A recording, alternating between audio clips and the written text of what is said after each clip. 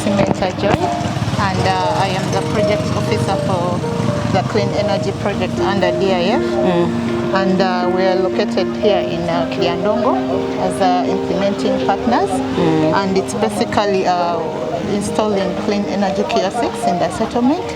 We are helping refugees have access and uptake to clean energy technologies in the community.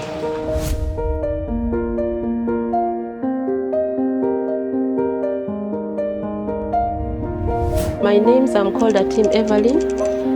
The name of the group is Oripching Energy Cooperative Association, and we have 22 members.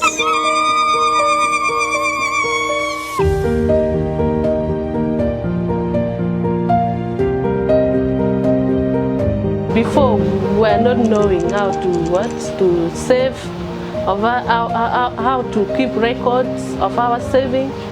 Before, we had been using the candle lights, which can cause also destruction in the house. To add on that, we had been cutting to cook, and we had these 3 stones, which also waste a lot of energy.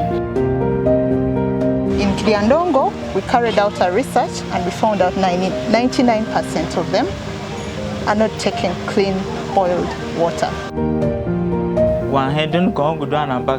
Cook stock, they are very important for our community because here this one, it doesn't take a lot of charcoal. You put small charcoal and then it can make the food, it can cook the food. You boil water, so you save something for another day. The products we are selling, we have cooking stove and solar panels, light.